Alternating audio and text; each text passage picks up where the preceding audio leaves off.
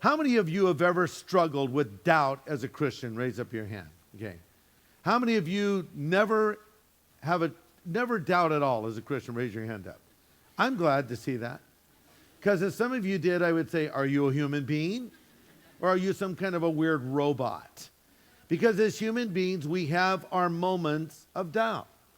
Why is that? Well, it's because sometimes things happen in our lives, even as followers of Jesus Christ, that don't make sense and cause us to wonder, why did God let this happen to me? Where was God in this situation? Why didn't the Lord give me an answer when I really needed one? He could have just intervened and he could have stopped this, or he could have started that, or he could have made this happen, but he didn't do it. Why? Sometimes it seems as though God may be sitting on his hands, and it causes us, momentarily at least, to entertain doubt. It's been said, and I quote, when the warm, moist air of our expectations collide with the icy cold of God's silence, inevitably clouds of doubt begin to form, end quote. And then, of course, when you doubt, you feel like some kind of a spiritual failure. The devil is there to pile on and to condemn you for even having a moment of doubt or uncertainty. But I want you to be encouraged tonight, because many of God's greatest servants have had struggles with doubt, including the one that we're going to focus on in this message. You may be surprised to know that the greatest of all of the prophets in the Bible, John the Baptist, had his time of uncertainty. And maybe doubt isn't the right word to use when we describe John, but he wasn't clear. He was wondering if he misunderstood the words of Jesus. And sometimes there is misunderstanding. A classic example of this is just men and women communicating. I mean, we talk, but you wonder, are we really hearing each other?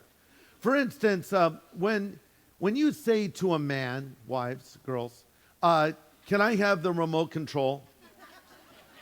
Here's what he hears. Let's watch something that will be boring beyond belief. When you say to your husband, we need to decorate or redecorate, in his mind, he just heard you say, let's take a whole bunch of money and just flush it down the toilet. When you say, are you listening to me? He hears you say, blah, blah, blah, blah. So sometimes we don't understand each other. It reminds me of a couple that were celebrating their 60th wedding anniversary, and the wife was a little bit hard of hearing. But the husband wanted to offer a great tribute to her. So in front of family and friends, he stood up and he toasted her, and he said, my dear wife, after 60 years of marriage, I have found you to be tried and true. Again, she couldn't hear that well. She said, what? He said, after 60 years of marriage, I have found you to be tried and true. And she shot back, well, after 60 years, I'm tired of you too. So sometimes, to quote an old film, Cool Hand Luke, we have a failure to communicate.